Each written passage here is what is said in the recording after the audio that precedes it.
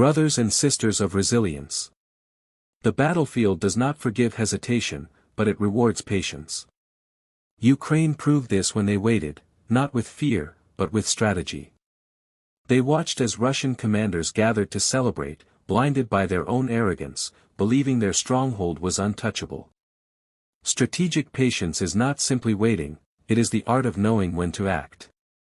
In war, seconds can change the course of history, and Ukraine's decision to wait for the perfect moment before striking the Russian air base shows the mastery of this principle.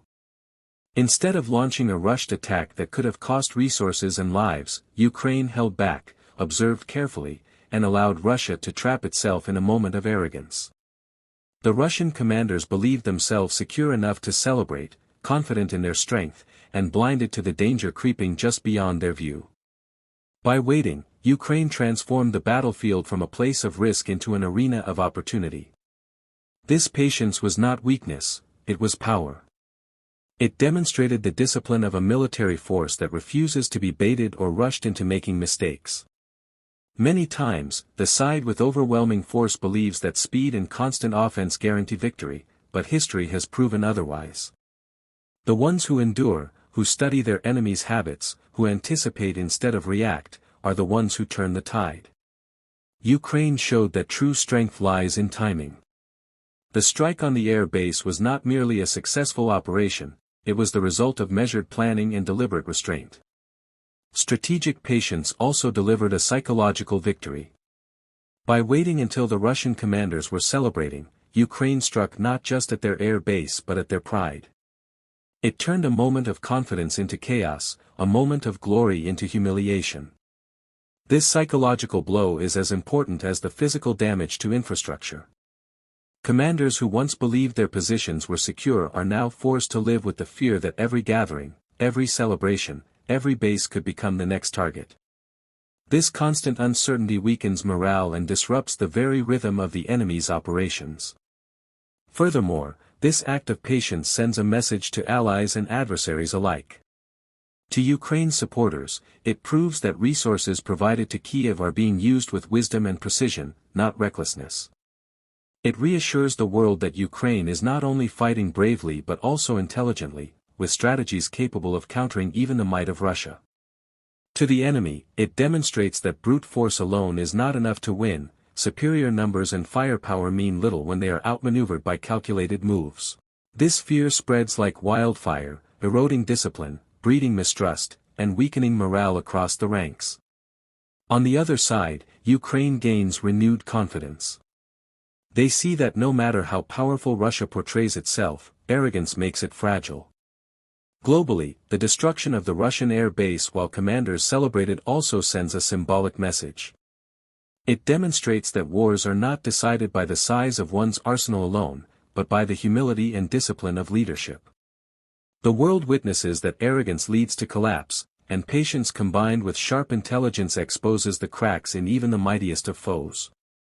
Ukraine's victory in this instance was not only in the physical sense but in the moral one. By exposing Russia's arrogance, they reminded every soldier, every nation, and every leader that underestimating an opponent is the surest path to downfall. The Russian commanders thought themselves untouchable, but their pride made them vulnerable. In the end, arrogance proved to be their greatest enemy, and Ukraine was wise enough to let it do the work of undoing them.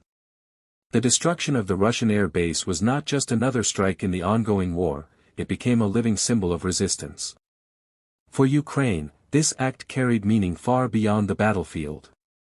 It showed that even in the face of overwhelming power, even against a stronger opponent with vast resources, the spirit of resistance can transform weakness into strength. Every explosion that tore through that air base echoed with the message that Ukraine is not just surviving but actively fighting back with intelligence, courage, and determination.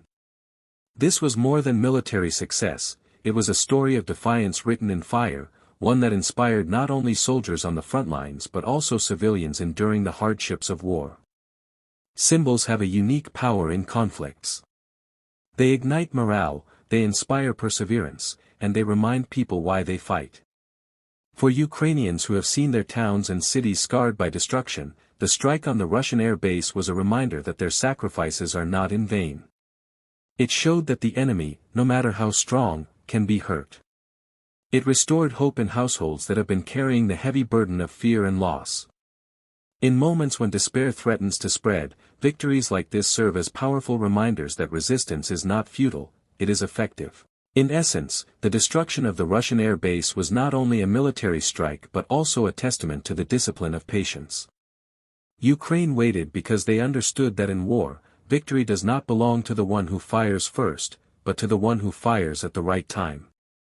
Every soldier, every commander, every nation watching this event is reminded that strategy is more powerful than haste, and patience, when combined with courage, can transform the battlefield into a stage of triumph.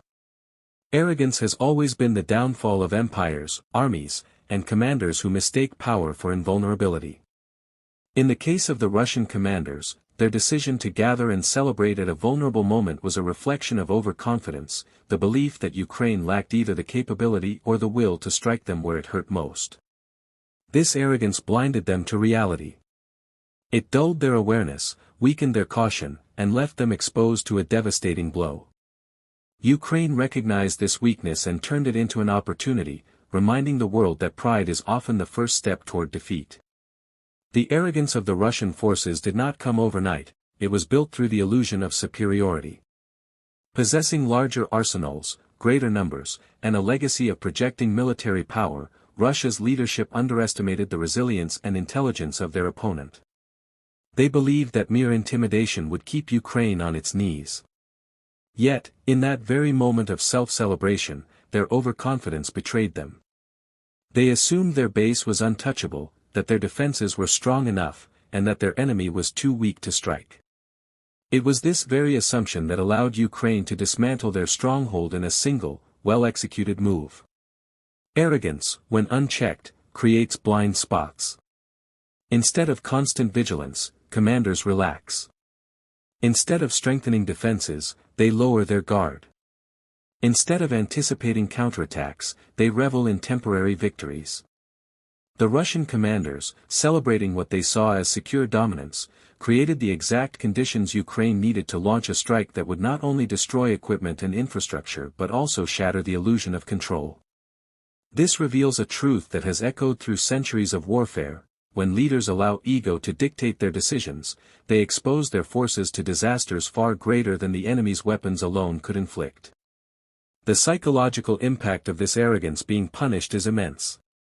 Russian troops, witnessing their leader's downfall, cannot ignore the fact that carelessness at the top creates vulnerability for everyone below.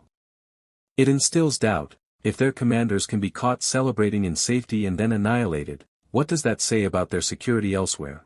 The symbolism also stretches beyond Ukraine's borders. For the international community, this event became a clear sign that Ukraine's struggle is not passive but active, that they are not merely victims but fighters shaping the battlefield with their will and strategy. Allies see in this symbol a reason to continue support, for it proves that resources, intelligence, and solidarity are yielding tangible results. For nations watching from afar, hesitant to take sides, it delivers a message: when a smaller nation resists a greater aggressor with success, it shifts the balance of perception and exposes the myth of invincibility. For Russia, however, the symbolism is devastating. The air base was not just a piece of military infrastructure, it was an emblem of Russian power projection. Its destruction at the hands of Ukraine turned that emblem into a reminder of vulnerability. Every Russian soldier and commander must now live with the knowledge that their power can be broken, their safe spaces are not safe, and their dominance is being challenged by a nation they once thought powerless. This reversal of symbols is as damaging as the physical loss itself. Resistance thrives on belief, and belief thrives on symbols. Ukraine's strike on the Russian air base now stands as one of those moments in history when the oppressed showed that courage and intelligence can overcome might. It strengthens the narrative of resilience, teaching future generations that wars are not only fought with weapons but with willpower and faith in freedom. This strike was not just the fall of a building or a base, it was the rise of a symbol that resistance is alive, unbreakable, and capable of shaping the future.